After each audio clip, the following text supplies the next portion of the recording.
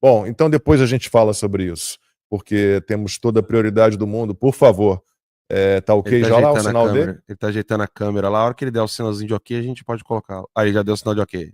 Então vamos lá. Deputado, seja bem-vindo ao Conversa Timeline. Um prazer, uma honra conversar com o senhor. Estava olhando aqui, não sei se o senhor conseguiu pegar as mensagens.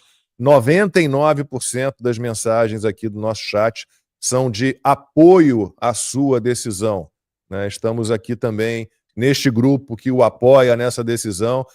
Todo mundo dizendo, olha, o trabalho na Câmara dos Deputados, à frente do CREDEM, da CREDEM, da Comissão de Relações Exteriores e Defesa Nacional, neste momento é secundário. Eu quero entender, se o senhor me permite, como é que foi o bastidor dessa decisão.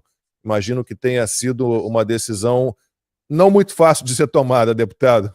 Bom dia, obrigado mais uma vez. Lacombe, Alan, não sei se o Max está aí também, acabei de ligar as câmeras aqui.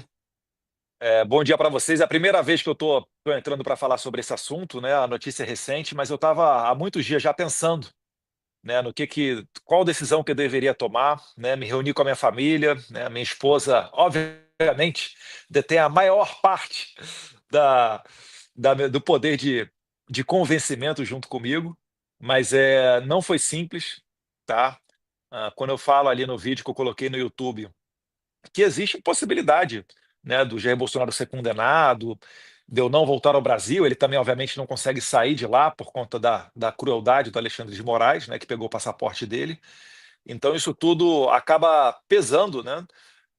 Mas eu acho que é a coisa certa a se fazer. A Comissão de Relações Exteriores ela é muito importante, com certeza. A gente está agora, nesse momento aqui, trabalhando em bastidores sobre a sucessão. Tá? Dentre os vários nomes que circulam, a gente ontem acabou decidindo pelo nome do Zucco. Espero que seja consolidado o nome do deputado federal Zucco para presidir a Comissão de Relações Exteriores e Defesa Nacional e a gente consiga fazer um bom trabalho nela, né? Agora, o que pesou também foi a gente imaginar onde é que eu seria mais importante. Porque se eu vou ao Brasil, as pessoas têm que entender o seguinte, não é só pegar o meu passaporte, né? Se o Alexandre de Moraes pega o meu passaporte, muito provavelmente seria posto até talvez uma vigilância, um monitoramento daquela parte da Polícia Federal que obedece a todas as ordens dele, para ficar em cima de mim, para ver onde é que eu vou, né? Se eu iria me distanciar muito de Brasília e etc. E isso daí é tudo para quê? É para me anular aqui nos Estados Unidos, né? Eu acho que todo mundo já entendeu que de dentro do Brasil já não existem mais possibilidades de você reverter esse jogo. Você pode botar o Rui Barbosa para defender o pessoal do 8 de janeiro, né, ou o Jair Bolsonaro. Ele já está condenado. A gente sabe como é que a banda toca. Então, o que a gente está fazendo aqui fora? A gente está vendo uma maneira de você conseguir pressionar, principalmente, o Alexandre de Moraes a ele parar com esses pacotes de maldade dele.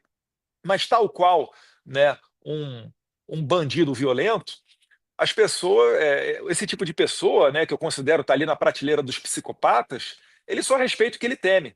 Então não vai ser no amor, não vai ser na conversa, não vai ser no diálogo que você vai conseguir mudar o convencimento dele. Então vai ser preciso fazer uma exposição pública do que ele está fazendo, das atrocidades que ele está cometendo, para causar um constrangimento e, quem sabe, até sanções contra ele. Porque você tem que ir onde a pessoa, né, onde está o conforto dela. Né? E aí, certamente, você pode ter certeza, né? O Alexandre de Moraes tem pessoas em torno dele que advogam, que ganham muito dinheiro com isso, se preocupam em ter essa vida boa. Então, a partir daí, a gente começa a ver o que pode ser feito para você causar algum tipo de trazer, né, algum tipo de novidade negativa para que essa pessoa realmente bote a mão na consciência.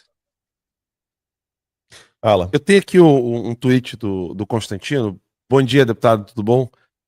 Primeiro lugar, quero dizer que é uma decisão acertada. Eu sei que não é fácil, porque assim como você, eu também tive que tomar uma decisão similar. E a esposa, né, quando a gente fala de esposa, a gente sabe muito bem que... E gaúchos, né? E gaúchos, verdade. Né? Os três aqui, eu, Lacombe e você, esposa de gaúchos. E Lacombe ainda é de Novo Hamburgo, tem agravante. A sua também, então, ou seja... sabe muito bem como é. E a gente sabe que há um fator humano aqui que precisa ser colocado, e os jornais não vão colocar, eu faço questão de colocar. A esposa fica com dificuldade de visitar a sua sogra, no caso, né? A mãe dela, as irmãs, os filhos ficam com essa distância. É uma decisão doída. Não é como as pessoas pensam assim, eu vou ficar nos Estados Unidos com liberdade agora, graças a Deus. Não, como você falou no vídeo, e deu para ver quando você fala ali de doer, né? Ficar longe dos parentes, amigos. É uma decisão difícil. Né? É uma decisão difícil. O Constantino colocou aqui, acho que Eduardo fez o certo ao ficar nos Estados Unidos e acho que seu pai deveria buscar abrigo na Embaixada Americana. É uma ditadura. Fazer política normal é aceitar a falsa premissa de que há qualquer espaço para normalidade hoje. Não há. E toda resistência precisa de exilados. Eduardo, uma coisa que eu comentei minutos antes de você entrar é que existe uma enorme diferença entre um jornalista como eu, Paulo Figueiredo, Lacombe, Max, Constantino, Ana Paula, denunciar para a imprensa americana o que está acontecendo. Outra coisa é você ao lado do Trump, seja em Mar-a-Lago, seja na Casa Branca, denunciando o que está acontecendo. Se o Trump te chamar numa coletiva, alguma coisa assim, e perguntar para você o que você vai dizer sobre o que está acontecendo no Brasil? Eu vou com certeza citar alguns exemplos, né, para ficar bem marcado o conhecimento de que a gente vive uma ditadura. Né? Vocês são um exemplo disso. Em toda ditadura existem jornalistas exilados, porque a primeira coisa que morre é a verdade. Né? Então o regime ele começa a tentar controlar a narrativa, controlar o que sai nos jornais. A gente viu em 2022 a Jovem Pan, a gente viu o fechamento do Terça Livre, a gente vê as maldades contra vocês, que até hoje, né, sofrem com desmonetizações vinda de ordens judiciais. Então esse daí seria um primeiro ponto. Né, a morte do Clezão, a prisão do Daniel Silveira, a prisão atual do general Braga Neto, dentre outros, isso daí fica bem sedimentado que não existe motivo para fazer, né, que são apenas razões políticas. O que o Alexandre de Moraes deseja é enterrar, através da repressão, um movimento político liderado pelo presidente Jair Bolsonaro. E aí você tenta, né, trazer também a perspectiva de que para sair disso tudo você precisa ter eleição limpa. Então, outra tecla que a gente tem batido bastante aqui nos Estados Unidos, além de conter o ímpeto agressivo desses tiranos, é também advogar a favor de eleições limpas e justas. Porque a eleição não é só você botar o número num papel ou digitar numa urna eletrônica um número qualquer. É você ter a certeza de que aquilo ali foi computado e foi levado em consideração.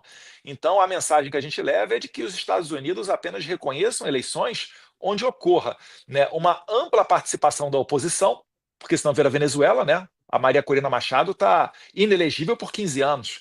Na Nicarágua, o Ortega foi reeleito pela terceira vez, depois de ter prendido 7 opositores. Na Bolívia, a ex-presidente Janine Áñez segue presa, senadora da República. Então você tem que permitir à oposição participar e também uma possibilidade de auditoria dos votos, uma recontagem, uma contagem pública, porque senão a gente não está falando de democracia. Então essa pressão internacional que a gente quer levar para o Brasil, e eu acho que agora, né, eu vou ter mais até liberdade. Olha só, né, que absurdo, um deputado federal tendo que falar isso daqui, né? Mas fora do Brasil eu tenho mais liberdade para falar. O professor Olavo ele dizia, né, as ideias gerais dele é de que você não combate uma ditadura estando dentro dela. Pergunte agora a um cubano que está lá em Cuba o que ele vai fazer contra o regime do Díaz-Canel e do Raul Castro. Pergunta para um venezuelano o que ele pode fazer dentro da Venezuela para derrubar o Nicolás Maduro. Não consegue, é muito limitado, né? Já não dá mais para você fazer isso daí. Então a gente se inspira em outros exemplos internacionais para fazer de fora para dentro. Eu acho que esse é o momento que a gente está vivendo aqui, essa é a mensagem que eu levaria ao presidente Trump, mas eu acho que também o entorno dele, as pessoas já estão muito conscientes, já estão muito maduras do que está acontecendo. Eu acho que nas próximas semanas a gente vai ter continuidades nesse desenvolvimento das circunstâncias que estão ocorrendo agora e, cada vez mais, a participação da Casa Branca junto com o Congresso, no sentido de segurar o ímpeto de ditadores. O Congresso, não foi coincidência, na mesma quarta-feira, dia 26 de fevereiro, que foi aprovado na Comissão de Justiça o projeto de lei do No Censure on Our Shores Act, que fala basicamente que os Estados Unidos vai tirar o visto de autoridades estrangeiras que não respeitem a liberdade de expressão.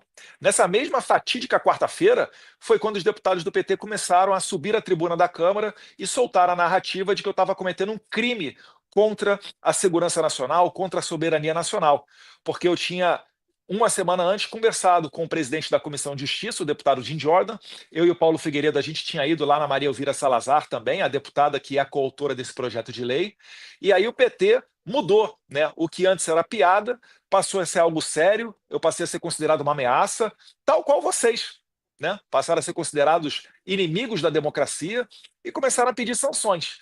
E o curioso, né, entre aspas, novamente, é que esse projeto foi, o pedido dos deputados do PT foi cair na mão do Alexandre de Moraes, o cara que, segundo as matérias do Glenn Greenwald, disse que quer me pegar, que estava vendo uma maneira de me prender, talvez até me conectando com o Fernando Serimedo, o argentino que criticou as eleições do Brasil de 2022, para tentar colocar uma narrativa de que eu sou uma ameaça à democracia.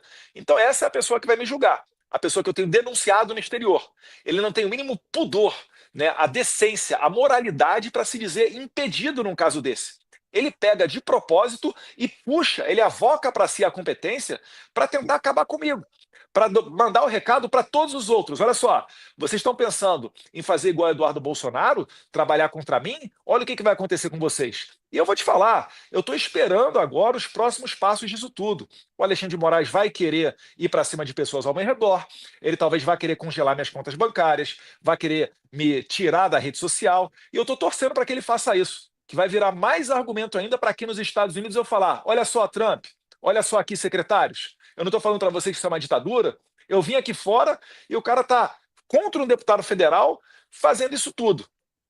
Vamos ver aí as cenas dos próximos capítulos, mas cada vez mais maduro para sair essas ações aqui de pressão internacional contra o Alexandre de Moraes. Boa tarde, deputado. Prazer estar falando contigo também. Bom dia, né? Você tá aqui com a gente nos Estados Unidos. Ainda não passou de meio-dia aqui, não. Pois é. Eu queria aproveitar para falar exatamente sobre isso. A gente, até adiantando um pouquinho a nossa pauta, esse pacote de sanções que foi anunciado, que primeiro seria contra o Alexandre de Moraes, mas que pode se estender aí num prazo de 120 dias para outras autoridades, como outros ministros do STF, outros juízes e até delegados da Polícia Federal. Como é que o senhor está vendo essa questão aí das sanções que o governo Trump pode dar contra autoridades do Brasil? Os ingredientes para a sanção eles já estão aí, né? E o Alexandre de Moraes é que tem dado causa a eles. O problema não sou eu que estou informando e me reunindo com autoridades americanas, né? E boa parte delas as pessoas não têm o mínimo conhecimento porque são reuniões que não são fotografadas, não são por videoconferência, e daí a importância da gente estar pessoalmente aqui nos Estados Unidos. Se não fosse pessoalmente, essas reuniões não estariam saindo, né? E o caso do Brasil, do Alexandre de Moraes, se assemelha muito ao caso do procurador do Tribunal Penal Internacional, o Karim Khan, que é basicamente a invasão da jurisdição norte-americana. O Alexandre de Moraes, olha só, eu vou falar para vocês aqui, ele vai morrer pela sanha de vingança dele contra o Alan dos Santos, tá? Porque quando ele permitiu que o Rumble voltasse ao Brasil, ele fez duas condicionantes: não permitir o perfil do Alan dos Santos e não permitir também o terça livre. Só que o Alan dos Santos hoje, ele é um exilado, né? Está sob asilo aí nos Estados Unidos, está sob a jurisdição norte-americana, então é como se ele fosse, para todos os efeitos, um cidadão americano, né? Está desfrutando dos direitos civis, vivendo diante da jurisdição, debaixo da jurisdição americana. Enquanto você censura um cidadão americano, a coisa muda de conversa. Aí já não é o que eu quero dizer é o seguinte: não é os Estados Unidos querendo interferir na boa intenção de somente resgatar as liberdades e a democracia brasileira. É os Estados Unidos querendo preservar a sua própria democracia. Esse é que é o ponto.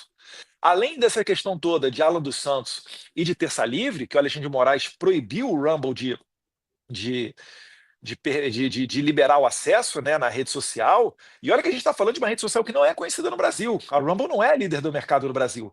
E todo respeito, mas o Alan dos Santos é apenas uma pessoa, é um jornalista, mas não pode ter nenhuma voz contra o Alexandre de Moraes. Essa é a soberba que precede a queda. É a arrogância que antecede a ruína. O cara não permite uma pessoa falar mal dele, ou melhor, falar as verdades sobre ele. E aí, no alto do seu poder, como ele está muito confortável, como poucas pessoas o contestam, as pessoas têm medo da repressão que pode vir dele, ele acaba se achando todo poderoso. Aí ele pediu a prisão de uma americana, que está por conta de tweets, que ela estava tweetando a partir daqui do território brasileiro, e aí você vai escalando a coisa toda. Aí a Janja manda o Elon Musk para aquele lugar, o Lula não para de bater no Trump. O Trump ele é tão surpreendente que ele poderia até se encontrar com o Lula. Ele se encontrou com Kim Jong-un. Agora, o Lula ele é tão ideológico que não permite que ele se aproxime do Trump. Esse Lula 3.0 de agora, ele está muito distante daquele Lulinha Paz e Amor do primeiro mandato dele. O Lulinha Paz e Amor do primeiro mandato dele, eles conseguiram ter de volta o visto americano para o José Dirceu. O Zé Dirceu, ele foi trocado, né? Ele era preso durante o regime militar e ele foi trocado pelo embaixador americano sequestrado pelo grupo do Gabeira. E desde então o Zé Dirceu é persona não grata nos Estados Unidos. No primeiro mandato do Lula, eles conseguiram reverter isso. Fazer uma política de boa vizinhança, aproximação. E naquele tempo, não era o Trump, mas era outro republicano. Era o...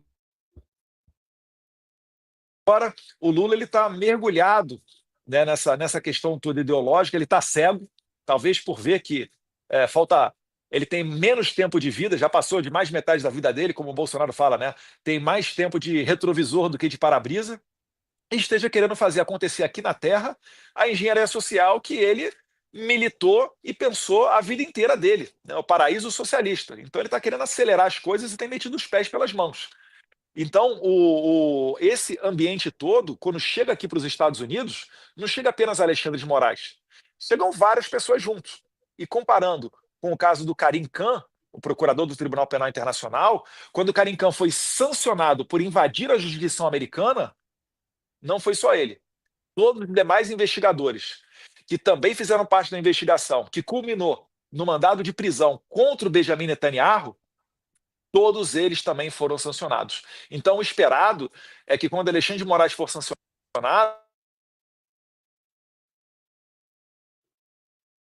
Entrou a ligação aqui. Tá voltando aí. Agora o telefone vai tocar sem parar. Pô, não está parando de tocar. Tem outro aqui também que está toda hora. Mas o esperado é que quando Alexandre de Moraes seja sancionado, assim como aconteceu com Karim Khan, os investigadores da Polícia Federal, Fábio Shor, talvez até a delegada Denise, que todos eles também sofram as mesmas sanções. Deputado, eu estou aqui passando os olhos no chat e, assim, é muito emocionante, as mensagens são muito emocionantes. Repito, assim, 99% mensagens de apoio, né, pouquíssima gente dizendo, não, tinha que ficar no Brasil. Um sentimento dividido, como o Max trouxe, um dia triste, porque é a confirmação de que o Brasil tem uma ditadura, né? O Brasil é uma tirania, ao mesmo tempo as pessoas apostando muito nessa sua decisão como forma de libertar o país. Nós temos tantas perguntas, mas uma que eu gostaria de fazer, responda se puder. O senhor chegou a conversar com Jair Bolsonaro sobre essa decisão? Que papel ele teve, que tipo de conselho, que tipo de opinião ele tem sobre essa sua decisão? Meu pai, é claro que ele queria o filho dele perto dele, né? É dureza.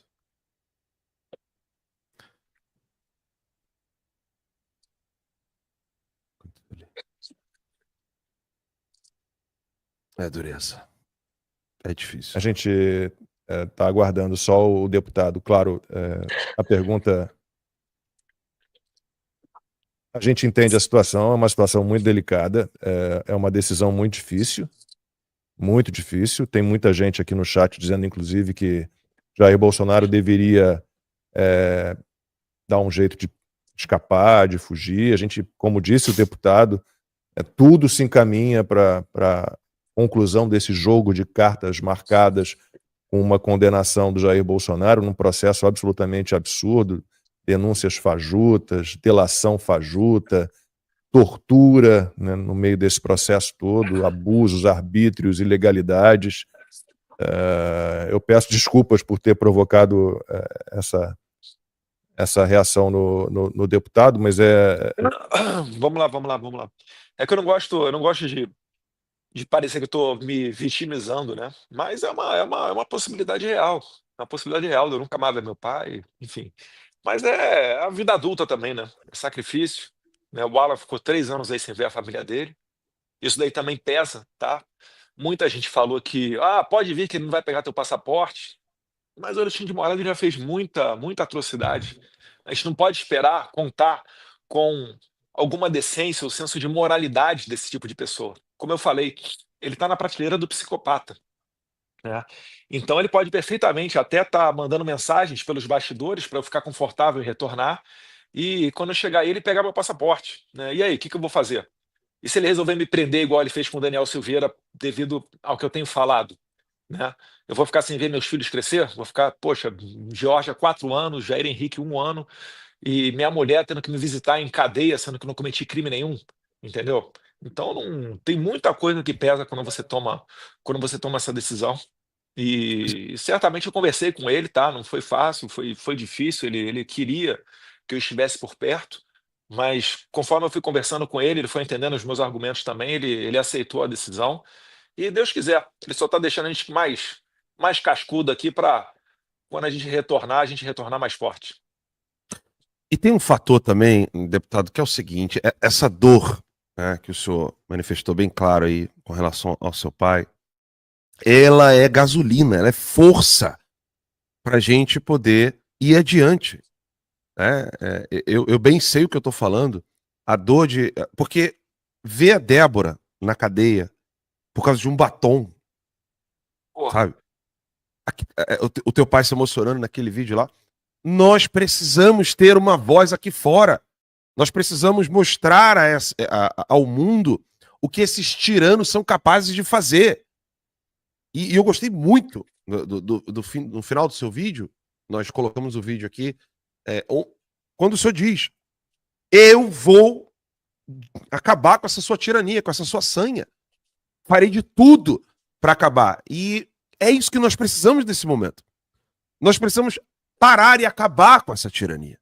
Nós precisamos denunciar essa tirania. E aqui eu quero fazer uma pergunta um pouco mais técnica com relação ao grande perigo que o Brasil hoje está.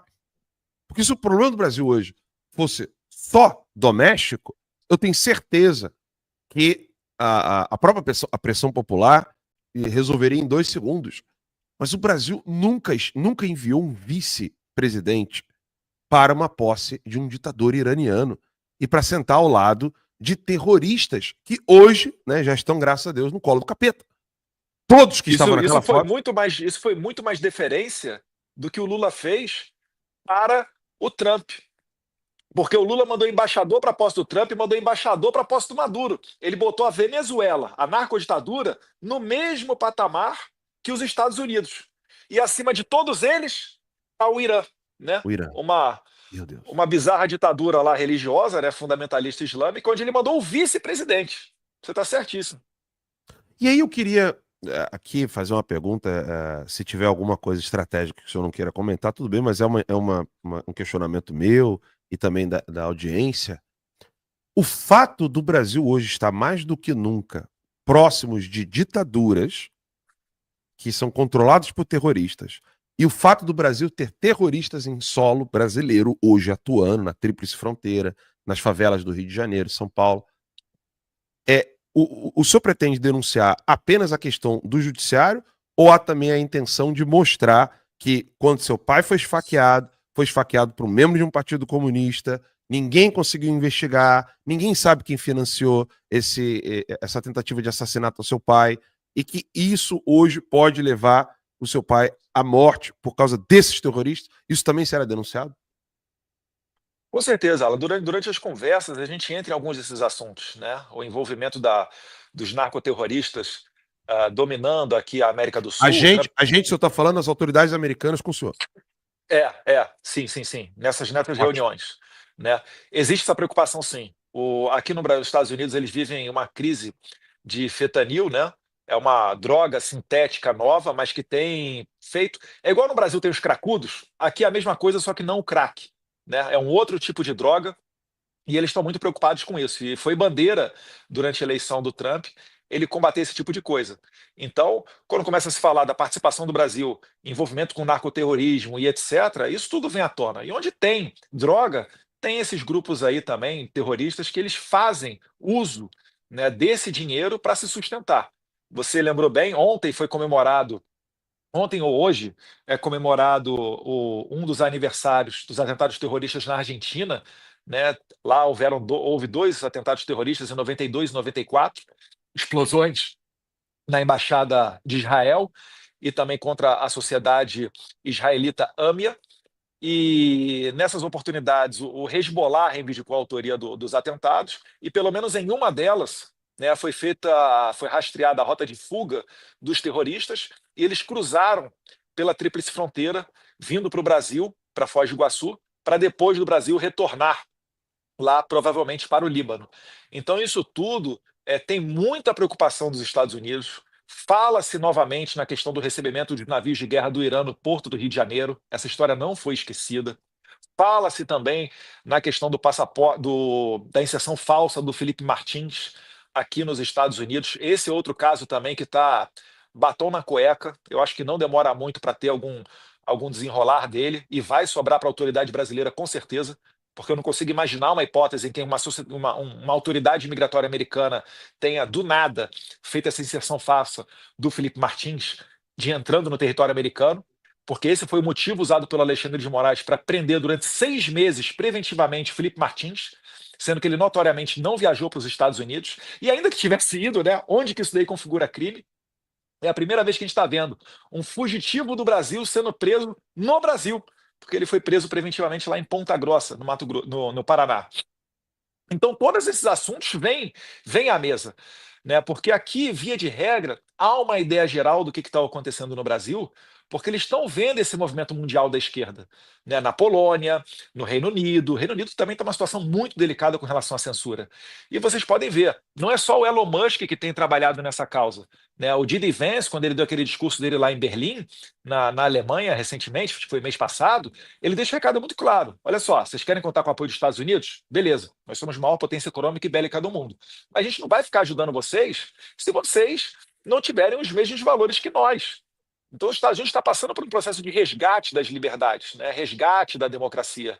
E o resto do mundo tem que acompanhar, porque essa é a tradição mundial.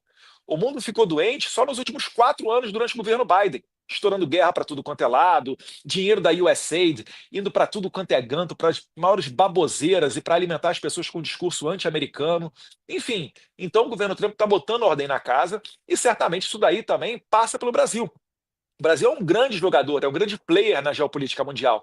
Nós somos um dos 10 países que tem o privilégio de mais exportar alimento do que importar. Nós somos o segundo país do mundo que mais exporta minério, mais exporta aço, né, e ferro em alta qualidade. E isso daí é feito para. Você já falou, eu vi um vídeo seu muito bom, você falando, isso daí é matéria-prima para as máquinas de guerra. Alimento tem que alimentar a tropa, tem que alimentar o seu próprio país, senão o seu sistema interno colapsa. E além disso, a gente é um país que ainda conta com muito petróleo. Nós somos autossuficientes em petróleo. Então, a questão de energia para movimentar todas essas máquinas também é muito importante. E os Estados Unidos não vai querer relegar isso para a China.